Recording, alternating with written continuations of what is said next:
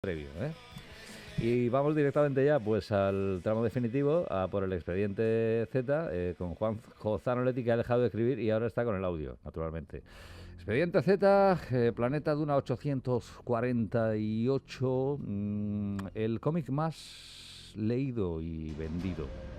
Y dice así. Hoy hablamos de los cómics más leídos y por qué son los más leídos.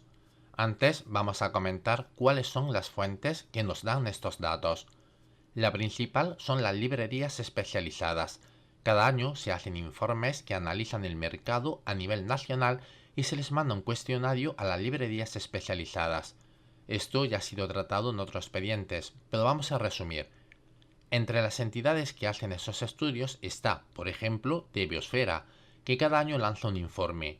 Si pones en Google Informe de Biosfera, te sale el link donde puedes leerlo, y además tienes acceso a un montón de estadísticas, para que nadie te cuente nada y lo descubras por ti mismo.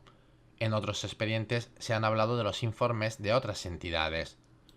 Por otra parte, las grandes librerías, cadenas y grandes superficies publican sus obras más vendidas.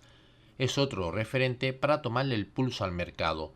Pero yo de estos datos no tengo mucha confianza, porque creo que una gran superficie se centra en las grandes editoriales y en los bestsellers, y dudo que estas plataformas promocionen a editoriales como Amaniaco, Cartem o Isla de Namumbo, y si no venden ni ofrecen estas obras, obviamente aparecerán en las estadísticas como cero ventas.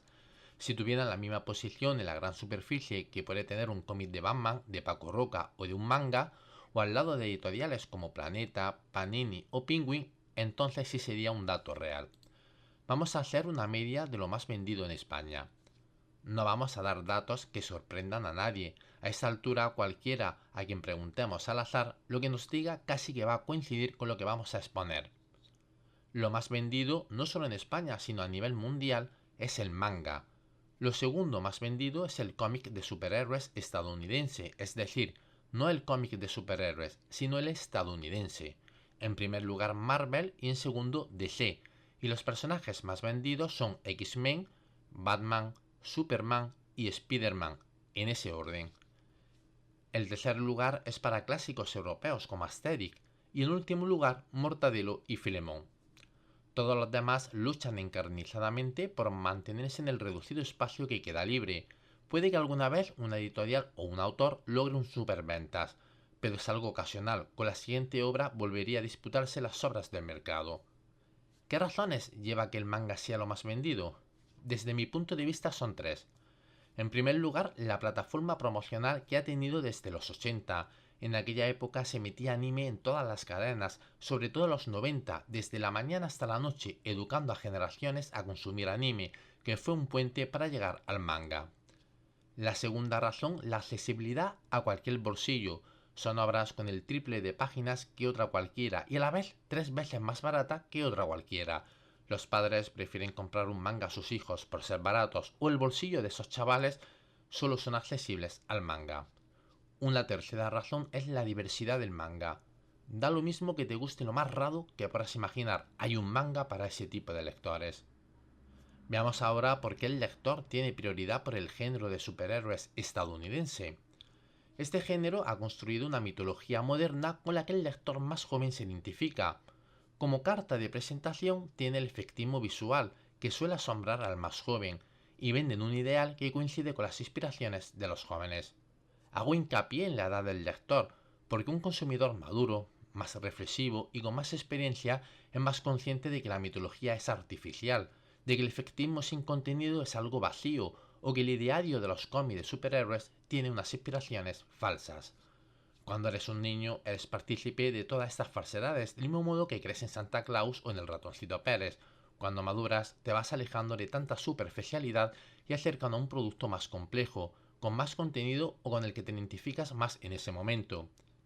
¿Y qué sucede con un lector más maduro que continúa anclado en la lectura de cómics de superhéroes? A esto ya se le dedicó un expediente y no vamos a volver a incidir. El secreto para que el más joven o superficial se pueda identificar con estos cómics es dejarlos vacíos de contenido. De ese modo no toman partida por nada ni enfadan a nadie. Sin embargo, no se debe generalizar. Sabemos que hay cómics de superhéroes que son obras maestras, títulos muy complejos u otros con mucho contenido, pero son una gota de agua en el océano, y cuando hacemos la lista de esos títulos pasan las décadas y siempre están los mismos, solo muy de vez en cuando se añade alguno nuevo. Durante los 90 fue el derrumbe del cómic de superhéroes, la llegada del manga junto a la codicia y estupidez de editoriales como Marvel y DC, a lo que hay que sumar la crisis del cómic y el cansancio del consumidor de leer siempre lo mismo, hizo que el género se desplomara y se viviera la época dorada del cómic de autor, independiente y alternativo. La venta de derechos para adaptaciones cinematográficas fue una de las soluciones, logrando el cómic comercial un escaparate y una promoción como nunca había tenido el medio, y se tradujo que el cómic de superhéroes volviera a los primeros puestos de ventas, pero no cualquier cómic de superhéroes, solo aquel que disponía de adaptación cinematográfica. La fórmula sigue funcionando. Por ejemplo, es fácil adivinar que el cómic más vendido este verano será Supergirl. El secreto para que cómics como Asterix, Lucky Luke o Los Pitufos sigan siendo superventas con tiradas, por ejemplo, del último álbum de Asterix de 5 millones de ejemplares, y que solo sus 2 primeras semanas ya superó los 2 millones de ventas, está en varios factores. El primero son sus historias atemporales. Ahora mismo, si te lees un Asterix de Goscinny, parece escrito por un guionista que está haciendo un análisis de 2026.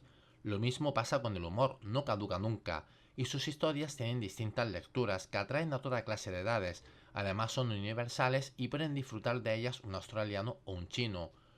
Todo es fácil decirlo, pero crear una licencia con estas características no está al alcance de todo el mundo. Pero hay otro factor muy importante, que sus licenciatarios cuidan la licencia por encima de la codicia.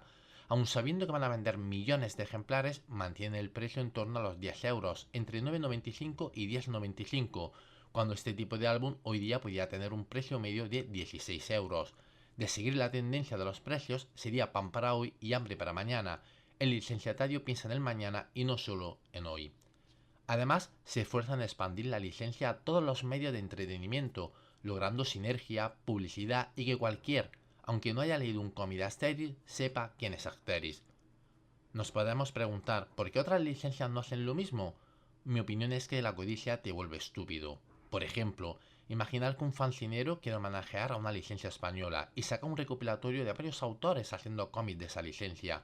Seguro que la codicia del licenciatario español solo ve una oportunidad de sacar dinero y pedirá lo que no está escrito, y finalmente el proyecto nunca saldría. Un licenciatario francés verá una oportunidad de que promocionen su licencia en el mercado fancinero y sería una gota de agua en un océano, pero ese licenciatario procurará encontrar miles de gotas de aguas más. No son ganancias inmediatas, pero es un asentamiento y promoción de la licencia que puede hacer que gane lectores, mientras que la otra licencia carecerá de promoción en el mercado, con los años se olvidará y las nuevas generaciones nunca se identificarán con una licencia de la que nunca han oído hablar, de la que no tienen un recuerdo o que ni siquiera existe un ámbito nostálgico de la misma. Tiene similitudes con esas otras licencias franco-belgas que acabo de comentar, pero además de un humor universal o la capacidad de adaptarse a los nuevos tiempos, tiene 3 aspectos que la hacen única. Es una publicación constante, nunca deja de salir, por tanto siempre está vigente, no sucede como con otras licencias como por ejemplo Zipizape, que lo mismo no deja de salir durante 5 años como que desaparece durante 10, de modo que para el lector es algo actual, no es un clásico del siglo pasado. Es una licencia que ha heredado los hijos de los padres, la mayoría han nacido en casas donde han habido algún ejemplar de Mortadelo y Filemón, y es la única licencia, en este caso de Bruguera, que tiene una sátira social y política que se va actualizando, es decir, si tal año hay un mundial, sacan el álbum de los mundiales, lo que logra sinergia y el interés de los medios en la licencia. Es muy fácil escribir a todo pasado las claves para que una licencia funcione y se convierta en la más vendida. En la práctica es otra cosa, pero sí es cierto que si se aparca la codicia inmediata, se tiene una visión de futuro, se cuida la calidad de la licencia y se respeta la inteligencia del lector, puede hacer que la licencia, como las franco-belgas, se mantenga durante décadas y aguante el tirón de los manga y de los superhéroes. Sí, señor, totalmente de acuerdo, con Juanjo Zanonetti y su Expediente Z. Yo no sé si discrepas tú en algo, Fran. No discrepo, creo que la sección de hoy se tenía que haber llamado La Clave, porque, La clave. porque nos está dando la fórmula para que el cómic pues siga aguantando. La clave Z, el expediente también, con Juan José Zanonetti, otro de los grandes. Una ovación a de 3 para Zanonetti, 1, 2 y 3. Vale, está bien.